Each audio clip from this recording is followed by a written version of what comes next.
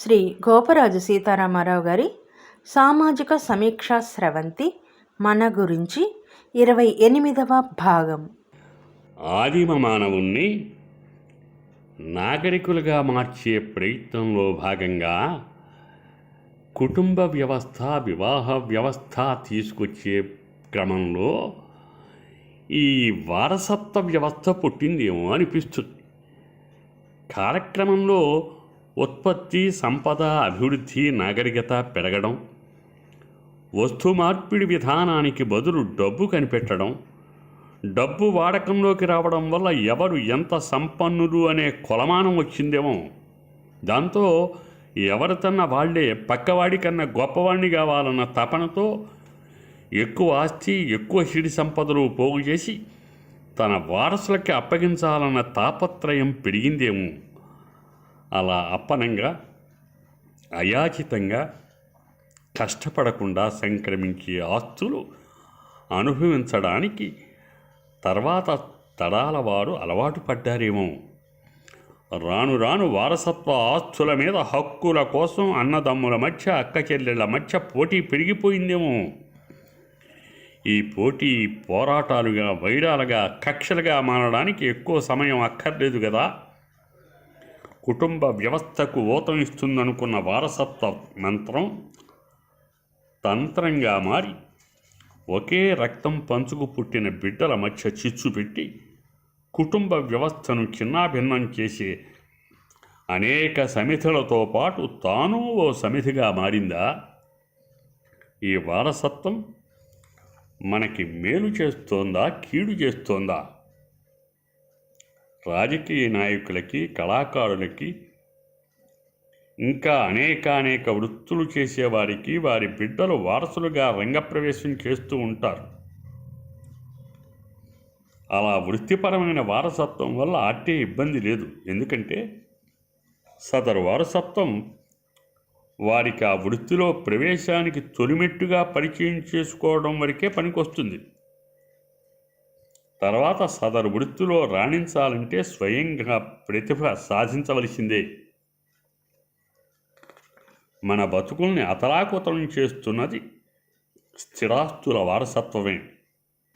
పదవి, అధికారం, అదృష్టం, అవకాశం ఉన్నవాడు వందల వేల ఎకరాలు కొనిపారేయడం, పదుల సంఖ్యలో ఇళ్ళు, వాకిళ్ళు కట్టేయడం, ఇంకా దేశ విదేశాల్లో స్థిరాస్తులు రాసులుగా ఏర్పాటు చేసుకోవడం, తరతరాలకి తమ వంశీకులే స్థితిపరులుగా బతకాలని కోరుకోవడం దురాశ కాదా?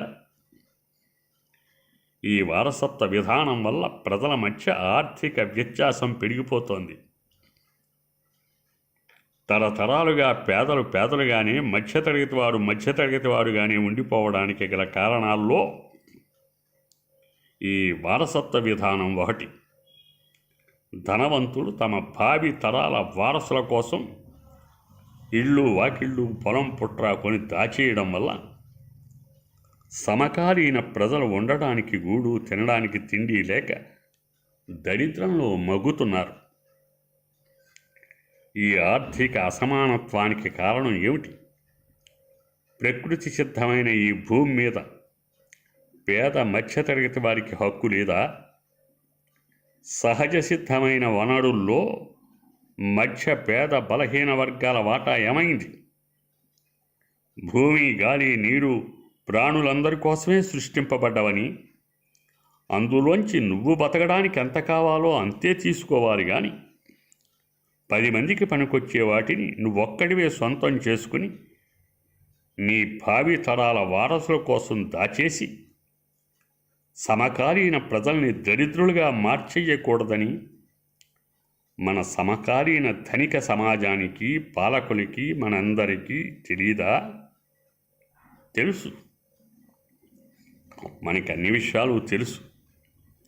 తెలిసినా చట్టానికి తూట్లు పడవడం మనకి వెన్నతో పెట్టిన విద్య. 1970వ దశకంలో అనుకుంటా ల్యాండ్ సీలింగ్ యాక్ట్ వస్తుందో అన్నారు. కుటుంబానికి 20 ఎకరాల కంటే ఎక్కువ ఉంటే ప్రభుత్వ పరం అవుతుందని పుకారు లాంటిది షికారు చేసింది.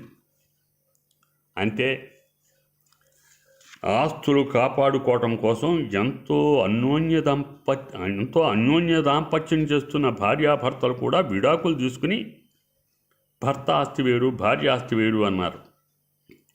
విడాకుల కేసులతో కోర్టులు కిక్కిరిశాయి. ఆస్తులు బినామీ పేర్లకు మారిపోయాయి. సబ్ రిజిస్ట్రార్ ఆఫీసులు కళకళలాడాయి. వీళ్ళని బాగు చేయడం నా వల్ల కాదంటూ సదరు చట్టం అటికెక్కిందేమో, తర్వాత ఆ ఊసు లేదు. కొన్ని దేశాల్లో ప్రజల మధ్య ఆర్థిక వ్యత్యాసం తగ్గించడానికి వారసత్వ ఆస్తుల్ని నియంత్రించే చట్టాలున్నాయి. అవి విజయవంతమయ్యాయి. అలాంటి నమూనా చట్టాలు మన దేశంలో కూడా ఉన్నాయి. అందుకే గొప్ప గొప్పవారు వికలాంగుల సంక్షేమం అని, అనాథ స్త్రీ బాలవృద్ధ సంక్షేమ కేంద్రాలని రకరకాల పేర్లతో ట్రస్టులు, ఫౌండేషన్లు, మిషన్లు స్థాపిస్తూ ఉంటారు. అందులో అనేక మతలబులు ఉన్నాయంటారు. ప్రభుత్వానికి కట్టవలసిన ఆదాయం పన్ను ఆదా చేయడానికే ఈ ట్రస్టులు తతంగం అనేవాళ్ళు ఉన్నారు. లాభాల్ని నష్టాలుగా, నష్టాల్ని లాభాలుగా అంకెలుగారిడీ చేయగల సమర్థులైన ఆడిటర్ల ప్రావీణ్యత గురించి పుంఖానుపుంఖాలుగా కథలు వినిపిస్తూ ఉన్నాయి. అధిక సంపద ఒక చోట పోగుపడకుండా నియంత్రించవలసిన యంత్రాంగం కుంటుపడింది. అభివృద్ధి ఫలాలు కాదు కదా, అభివృద్ధి అవశేషాలు కూడా పేదలకు చేరే పరిస్థితి లేదు. తమని తాము అఖండ మేధో సంపన్నులుగా అభివర్ణించుకునే కొందరు ప్రముఖులు జనాభా పెరుగుతుంది కానీ భూమి పెరగదు కదా, ఎడాపెడా భూమి కొనిపారేస్తే 100 రెట్లు లాభాలు గణించవచ్చు అవట అని ఓ థియరీ ప్రచారంలోకి తెచ్చారు. దాంతో రియల్ ఎస్టేటు వ్యాపారాలు ఊపందుకున్నాయి. కొత్త కొత్త ప్రైవేటు నగర నిర్మాణాలు మొదలయ్యాయి. రియల్ దందాలు, గూండాలు, మాఫియా గ్యాంగులు, వేల కోట్ల నల్లధన లావాదేవీలు, మర్డర్లు వగైరా నిత్యకృత్యాలయ్యాయి. సందులో సడేమియా అన్నట్టు బ్యాంకులు అప్పులు ఇవ్వడాలు, వాయిదాల పద్ధతుల్లో అసలుకి సమానంగా వడ్డీ వసూలు చేసుకోవడాలు వగైరా కళాత్మక వ్యాపారానికి తెరతీశాయి. ఈ ఆర్థిక విన్యాసాలు కరతలామకంగా తెలిసిన ఓ ప్రముఖ వ్యాపారస్తుడు, మన దేశంలోని గొప్ప ధనవంతుడు అయిన ఓ పెద్ద వ్యాపారవేత్త ఓ సదస్సులో ఉపన్యసిస్తూ, మన దేశం ఆర్థికంగా అభివృద్ధి చెందాలన్నా, పేదరికాన్ని రూపుమాపాలన్నా, నల్లడబ్బు ప్రవాహానికి అడ్డుకట్ట వెయ్యాలన్నా, అక్రమ ఆర్థిక లావాదేవీలకు మంగళం పాడాలన్నా, ఆర్థిక నేరాలకు చరమగీతం పాడాలన్నా వారసత్వ నిరోధ లేదా నియంత్రణ చట్టాన్ని కఠినంగా అమలు చేయాలి. కానీ మన పాలకులు అంత సాహసం చేస్తారనుకోను అంటూ చిరునవ్వుతో ముక్తాయించాడు.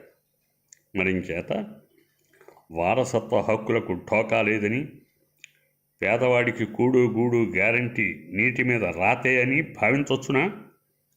భవిష్యత్తు మీద ఆశతో బతకడం తప్ప వేరే దారేది? స్వస్తి.